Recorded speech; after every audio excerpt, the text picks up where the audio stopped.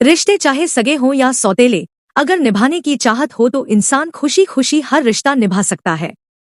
मेरा बेटा बीमार था, मेरे पास उसकी दवाई के पैसे तक नहीं थे। मैंने बड़ी मुश्किल से किसी से 1,000 रुपए उधार लिए। मुझे उम्मीद थी कि वो मेरी मदद जरूर करेंगी और पैसे घर आ गई। मैंने पहले तो ये सोचा कि बच्चे को डॉक्टर के पास लेकर जाऊंगी, लेकिन फिर ख्याल आया कि खाली पेट दवाई असर नहीं करती, तो फिर खाली पेट दवाई खाने का कोई फायदा नहीं होगा। और मेरे पास वही 1,000 रुपए थे, जिससे मुझे अपने बच्चों को खाना भी खिलाना था और उनकी दवाई का इंतजाम भी करना था। पहले बच्चों के खाने का सोचकर मैं बाजार गई, सब्जी वाले से सब्जी खरीदी। वही 1,000 रुपए मेरे पास थे और डरते डरते मैंने उन पैसों में से 500 का नोट उसे दिया कि ना जाने कितनी महंगी सब्जी होगी, लेकिन उस सब्जी वाले ने मुझे 450 रुपए वापस कर दिए।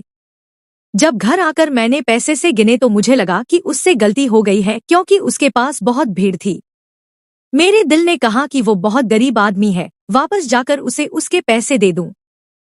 लेकिन दिमाग ने कहा शायद ये भगवान की तरफ से मदद है, पहले जाकर बच्चे की दवाई ले आती हूँ। मैं खुशी खुशी अपने बच्चे को डॉक्टर के पास लेकर कर गई और दवाई लेकर आई। बच्चों को खाना खिलाकर सुलाने के बाद मैं उस सब्जी वाले के बारे में सोचने लगी कि ना जाने बाद में उसे अपनी गलती का एहसास हुआ होगा तो वो कितना पछताया होगा। मेरे पास कुछ पैसे बच गए थे। मैंने दिल में सोच लिया कि सुबह सवेरे ही जाकर उसे बाकी के पैसे दे दूंगा, और अगर कम पड़े तो उसे बता दूंगी कि मैं बाद में तुम्हें दे सकती हूँ। यकीनन वो मान जाएगा, लेकिन मुझे क्या मालूम था कि उस सब्जी वाले की गलती नहीं थी, बल्कि शायद मेरी गलती थी। मेरा रिश्ता एक गरीब घर से था। मेरे पापा शराबी थे और मेरी माँ लोगों के घरों में काम करती थी। मेरे पापा मेरी बड़ी बहन को जुए में हार गए थे, जिससे हम दोनों बहनें एक दूसरे से जुदा हो गई।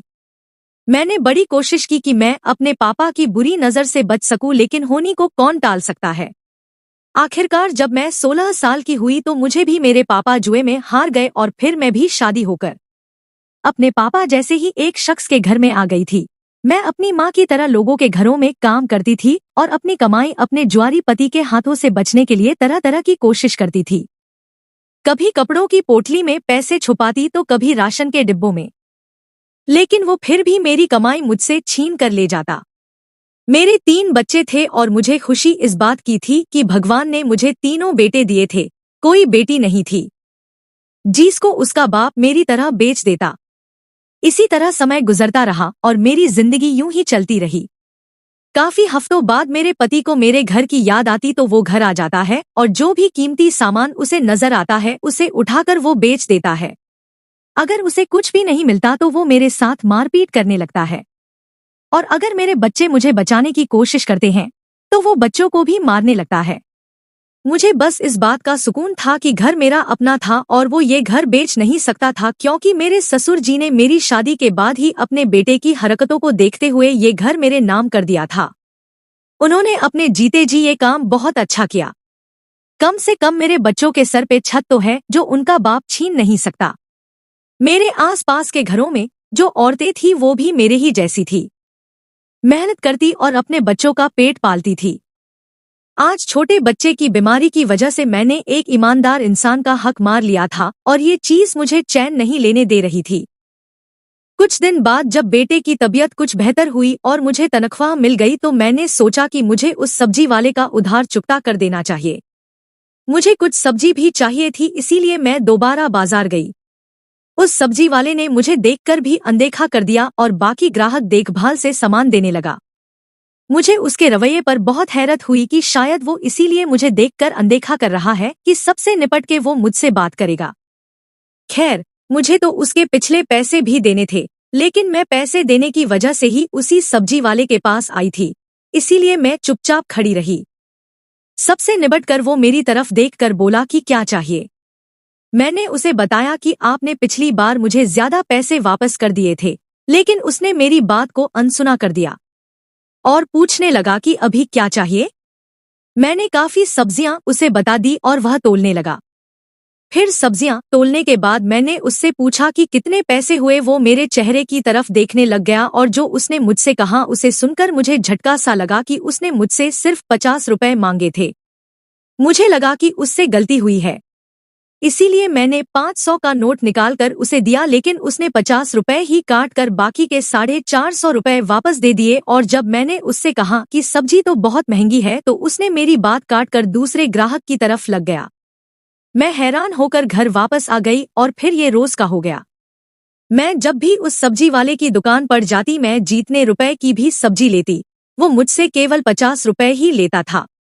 कभी कभार तो सब्जी 200 से 300 रुपए तक की भी होती थी, लेकिन वो मुझसे 50 रुपए से ज्यादा नहीं लेता था और हमेशा इंतजार करता कि सारे ग्राहक हट जाएं, या पहले वो मुझे सब्जी दे देता कि मुझे सब्जी देने के बाद सबको सब्जी देगा, ताकि किसी को मालूम ना हो सके कि इतनी सारी सब्जी वो मुझे केवल 50 रुपए में दे रहा है। शुरू में तो मुझे ये बात बहुत अजीब लगती थी। जब सब्जी के पैसों की बचत से मेरे घर की बहुत सी जरूरतें पूरी होना शुरू हो गई, तो मैंने भी हमेशा सब्जी लेने के लिए उसी की दुकान पर जाना शुरू कर दिया। कम से कम 3 महीने हो चुके थे। मैं रोजाना सब्जी लेने जाऊं या हफ्ते में एक बार जाऊं, मैं जब भी जाती वह मुझसे 50 रुपए ही लेता था और अच्छी वाली सब्जी निकाल कर दे देता। मैंने अपने आसपास मौजूद किसी को भी इस बारे में नहीं बताया था, क्योंकि वह किसी को भी यह सब्जी कम पैसों में नहीं देता था और मैं कोशिश करती कि बार बार उसके पास न जाऊं। लेकिन उसके सब्जी के बचे हुए पैसों से मैंने अपनी बहुत सी जरूरत पूरी करना शुरू कर दी थी, और मैंने अपने एक बेटे को सरकारी स्कूल में भी पढ़ने के लिए डाल दिया था। इसलिए मुझे इससे ही सब्जी लेनी पड़ती, क्योंकि किसी और दुकान से लेने में मुझे सारे पैसे देने पड़ते जो कि मैं नहीं दे सकती थी। मैं हमेशा ये सोच कर जाती कि इससे जरूर पूछूंगी कि 50 रुपए का क्या मामला है और वो मुझे ये सब्जी इतने कम पैसों में क्यों देता है। लेकिन उसके लिए जरूरी था कि उसकी दुकान पर कोई ग्राहक न हो। लेकिन जब भी मैं जाती, उसकी दुकान पर ग्राहक होते थे। कभी मेरे सब्जी खरीदने के दौरान आ जाते, तो कभी पहले से ही मौजूद होते थे। मुझे इससे बात करने का मौका नहीं मिलता था। इस सारे मामले में उसका कोई गलत मकसद होता तो मैं एक औरत थी, मुझे अंदाजा हो जाता उसकी गलत नीयत का, लेकिन उसका ऐसा कोई इरादा नहीं था, क्योंकि वो मुझे नजर उठाकर भी नहीं देखता था, बल्कि वो किसी औरत को नजर भरकर भी नहीं देखता था, और ये बात उसकी शराफत की दलील थी। सवाल यह था कि अगर वह मेरी गरीबी की वजह से तरस खाकर मेरी मदद करना चाहता है, तो ऐसे तो बहुत लोग थे जिनको मदद की जरूरत थी, कि लोग तो ऐसे भी थे जो 2-3 दिन तक भूखे रहते थे, तो वह उन लोगों की मदद क्यों नहीं करता, मेरी मदद क्यों करता है। यह बात मुझे सोचने पर मजबूर करती थी, और मेरे हर सवाल का सिर्फ सब्जी वाले के पास ही जवाब था, लेकिन मुझे उससे बात करने का मौका नहीं मिल रहा था। एक दिन जिस घर में मैं काम करती थी, वहां पर कोई बहुत बड़ी दावत थी। मालकिन ने मुझे कहा कि मैं बाजार से सब्जी ले आऊं और राम सिंह की मदद करूं। मेरे कदम खुद ब खुद उस दुकान की तरफ बढ़ने लगे। मैंने सोच लिया कि आज तो अच्छी खासी सब्जी चाहिए, जो कम से कम भी 2-3 हजार रुपए की होगी। आज सब्जी वाला क्या करेगा। मैंने सारी सब्जी जब तुलवाई तो मुझे उसके चेहरे पर हैरत नजर आई, लेकिन फिर उसने खामोशी से सब्जी तुलना शुरू कर दी, और जब पैसों की बारी आई तो मैंने उसके हाथ में 5,000 रुपए दे दिए, जो मुझे मालकिन ने दिए थे। लेकिन हमेशा की तरह जब उसने इन 5,000 में से भी 50 रुपए काटकर बाकी रकम मुझे वापस करने लगा, तो मैंने उससे कहा कि मैं ये सब्जी अपनी मालकिन के लिए लेकर जा रही हूँ। उसके हैरान चेहरे पर मुस्कुराहट आ गई और उसने सारी सब्जी के पैसे काटकर 2,000 रुपए मुझे वापस कर दिए, तो मुझे यकीन हो गया कि वह सिर्फ मुझे ही सब्जी कम पैसों में देता है। उसकी दुकान पर उस समय भी कुछ ग्राहक मौजूद थे, इसीलिए मैं उससे सवाल ना कर सकी। उस दिन तो मैं सारा दिन दावत में लगी रही और उससे अगले 2 दिन तक मुझे टाइम नहीं मिल पाया कि मैं सब्जी वाली की दुकान तक जाऊं। कुछ दिनों के बाद जब मैं उसकी दुकान पर गई तो उसके साथ एक लड़का भी मौजूद था और वो वहां पर काम कर रहा था। हमेशा की तरह उसने मुझे 50 रुपए में सब्जी दी, लेकिन उस लड़के की वजह से मैं कोई सवाल नहीं कर सकी। कुछ दिनों बाद मैं दोबारा दुकान पर गई तो वही लड़का था, वो खुद दुकान पर मौजूद नहीं था। मैं कम पैसों में सब्जी लेने की आदी हो चुकी थी। मुझे हैरत हुई जब लड़के ने भी मुझे सारी सब्जियां 50 रुपए में ही दे दी। मैंने जब उस लड़के से सवाल किया उसने मुझसे 50 रुपए ही क्यों लिए, तो उसने बताया कि ये बात तो उसे खुद समझ नहीं आ रही कि उसके दुकान के मालिक ने उसे ये बात क्यों कही थी, क्योंकि वो तो सिर्फ मालिक का कहना पूरा कर रहा था। दुकान के मालिक ने उससे कहा था कि मैं जब भी यहाँ आऊं, किसी भी समय कोई भी चीज लूं, तो 50 रुपए ही लेना, मैंने आज भी सब्जी ली, उसकी कीमत 300 रुपए जितनी, लेकिन उसने मुझसे 50 रुपए ही लिए। मैंने उससे पूछा कि तुम्हारा मालिक कब आएगा, तो इस पर उसने कोई जवाब नहीं दिया। अब तो मैं और भी ज्यादा हैरत में पड़ गई थी और मुझे अपने सवालों के जवाब भी चाहिए थे। अब तो मुझे ये बात नामुमकिन से लगने लगी, और क्योंकि अब अक्सर दुकान पर वो लड़का हुआ करता था और वह सब्जी वाला खुद नहीं होता था। सब्जी तो मुझे वैसी ही मिल रही थी और अच्छी ही मिल रही थी, लेकिन मुझे मेरे सवालों के जवाब नहीं मिल रहे थे। उन दिनों ये हुआ था कि मेरे दोनों बड़े बेटे स्कूल जाना शुरू हो गए थे और मुझे अच्छे भविष्य की उम्मीद नजर आ रही थी, और ये सब उस कम कीमत सब्जी की वजह से ही मुमकिन हुआ था, क्योंकि उससे पहले तो मैं सिर्फ बच्चों के 2 वक्त की रोटी पूरी करने के लिए सोचती रहती थी। लेकिन जब मेरे पास बचत के कुछ पैसे आना शुरू हुए तो मैंने उनकी पढ़ाई के लिए भी सोचना शुरू कर दिया था। अब मुझे कुछ उम्मीद नजर आ रही थी कि मेरे बच्चे पढ़ लिख कर किसी मुकाम पर पहुंच जाएंगे और शायद मेरी जिल्लत भरी जिंदगी अब खत्म हो जाएगी। जब ये सिलसिला चल पड़ा तो मैं ज्यादा पढ़ी लिखी तो नहीं थी, लेकिन हिंदी किसी हद तक पढ़ लेती थी। इसीलिए अपने तरीके से मैंने सब्जी का हिसाब लिखना शुरू कर दिया, और वो इसीलिए कि मेरे दिल में यही ख्याल था कि कभी जिंदगी में मेरे पास इतने पैसे हुए तो सब्जी वाले का सारा उधार एक बार में ही चुका दूंगी। सब्जी वाले का ये राज मैंने अपने बच्चों को भी नहीं बताया था, क्योंकि बच्चे बात करते हुए अगर अपने दोस्तों से कह देते तो मेरे लिए मुश्किलें खड़ी हो जाती, क्योंकि सबसे पहली बात मेरे किरदार पर आ जाती, और मैं गरीब जरूर थी लेकिन बद किरदार नहीं थी। लेकिन ये बात तो कोई ना समझता और सब मुझसे सवाल करने लगते कि वो इतने कम पैसों में तुम्हें सब्जी क्यों देता था। इस सब मामले को लगभग 7-8 महीने हो चुके थे और अभी तक मैं उस बंदे से सवाल नहीं कर सकी थी, और आखिरकार एक दिन मुझे मौका मिल ही गया। मैं शाम को देर से काम पर से आ रही थी, इसीलिए सब्जी लेने देर से गई। उस वक्त दुकान पर सब्जी वाला खुद मौजूद था। वो दूसरा लड़का आज नहीं था और कोई ग्राहक भी नहीं था। मैंने जाते के साथ ही उससे सवाल कर लिया कि तुम ये सब्जी 50 रुपए में ही क्यों देते हो, और इसकी वजह क्या है कि तुम मेरी इस तरह से मदद करते हो। तो उसने मुझसे कहा कि मुझे सिर्फ ये बताओ कि क्या इस वजह से तुम्हारी किसी तरह की मदद हो सकती है। तो मैंने उसे बताया कि मैंने अपने दोनों बच्चों का स्कूल में एडमिशन करा दिया है और घर की बहुत सी छोटी मोटी चीजें मैंने ले ली है जो पते की नजर दर से बचा कर रखी है। उसने कहा कि मैं यही चाहता था कि तुम्हारी मदद हो जाए। आज तक मैंने तुम्हारी तरफ गलत नजर से कभी नहीं देखा, और ये बात तुम भी जानती हो। मेरा मकसद सिर्फ तुम्हारी मदद करना था, लेकिन मेरा सवाल तो वहीं का वहीं था कि अगर वो मदद करना चाहता था तो यहाँ पर बहुत से लोग हैं जिनको उसकी मदद की जरूरत है, क्योंकि जिस जगह पर उसकी दुकान है उसके आसपास हम गरीब लोग ही रहते थे। वहां तो सभी गरीब थे, तो वो मेरी मदद ही क्यों करता है।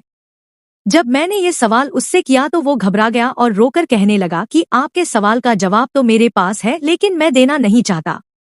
मैंने जब उससे जिद की कि वो मेरे सवाल का जवाब दे दिया मैं उससे सब्जी नहीं खरीदूंगी, तो वो और ज्यादा परेशान हो गया।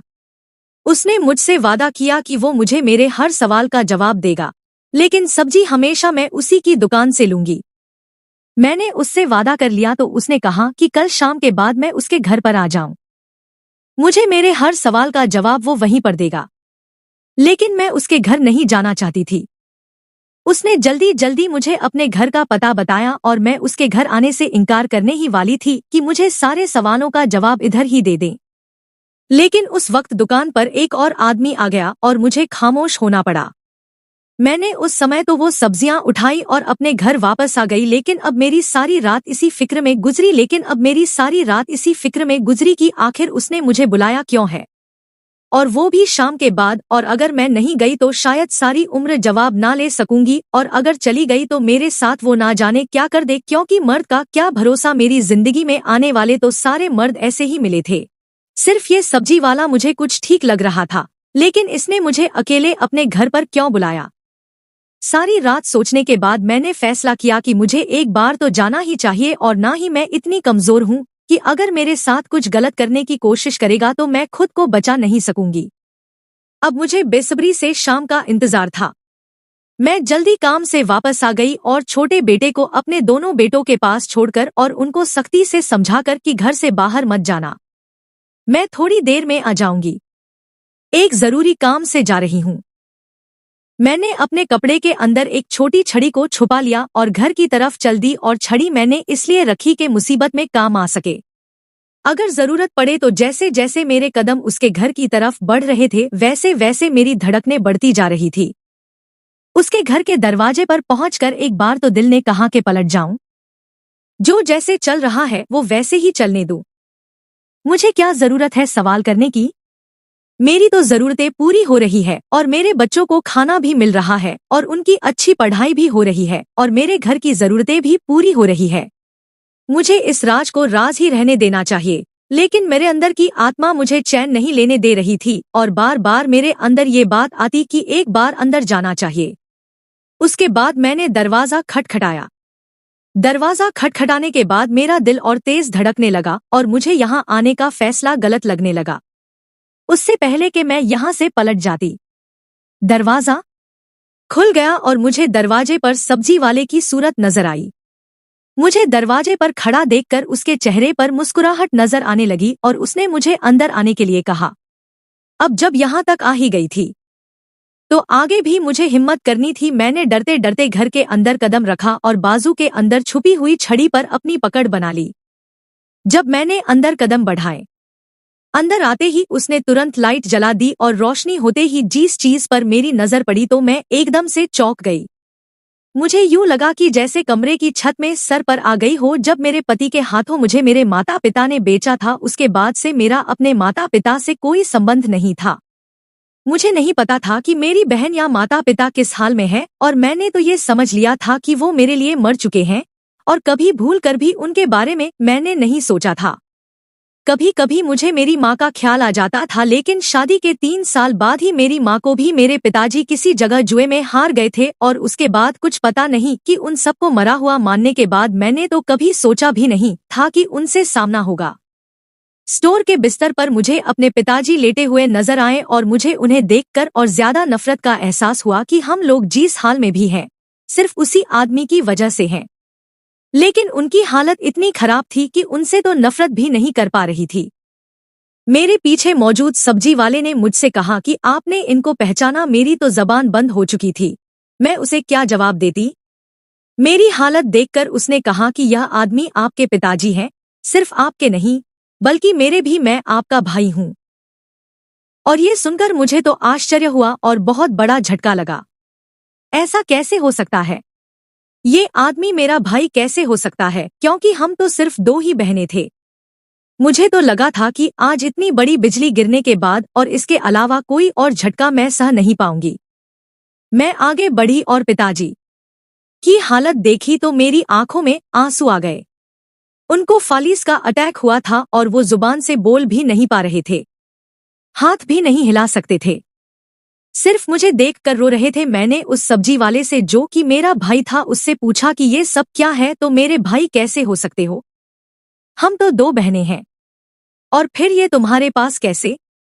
उसने मुझे बताया कि मेरी शादी के 1 साल बाद ही मेरी माताजी को ये एक जुए में हार गए थे, लेकिन हमें जुए में हारने से पहले इन्होंने खुद एक औरत को जुए में जीता था, जिसे वो अपने घर पर तो नहीं लेकर आए थे, एक और जगह रखा था। सब्जी वाला उसी औरत से मेरा भाई था, उसको जन्म देते हुए वह औरत मर गई और भगवान का करिश्मा तो देखो, जिसकी वह बहन थी और उसी के हाथों मेरे माताजी का दोबारा विवाह हुआ। मेरी माँ ने ही उसकी परवरिश की है और उसे अच्छे बुरे की समझ दी है। जब वह कुछ समझदार हुआ तो उन्होंने उसको सारी बात बताई कि यह भी अपने पिता की सूरत पर ना जाए, और 3 साल पहले ही हमारी माँ का देहांत हो चुका है। और जब यह कुछ बड़ा हुआ तो उसने अपनी बहन की जानकारी लेने की कोशिश की। पता चला कि वह तो शादी के बाद ही बच्चे को जन्म देते हुए मर गई और उसके साथ उसका बच्चा भी मर गया था। अब इस दुनिया में उसके रिश्तेदार थे, एक बहन और एक पिता। उसने हम दोनों के बारे में जानकारी हासिल करने की कोशिश की और उसके साथ ही पढ़ाई न करने की वजह से वह कोई नौकरी भी नहीं कर सकता था, इसीलिए सब्जी का ठेला लगाना शुरू कर दिया। वह मेहनत से दिल लगाकर काम करता था और उसकी इज्जत भी बहुत थी। समाज में एक दिन उसको पिताजी मिले और जिस हालत में वो उसे मिले, उस पर उसे तरस आ गया और वो उन्हें अपने घर ले आया। और अब वो पिताजी की देखभाल के लिए ही उसने दुकान पर लड़का रखा हुआ था, क्योंकि वो पिताजी के पास घर पर खुद ही रुकता था, क्योंकि पिताजी से बोला भी नहीं जा सकता और ना ही कुछ खा सकते थे। और मेरे बारे में उसने जानकारी हासिल की।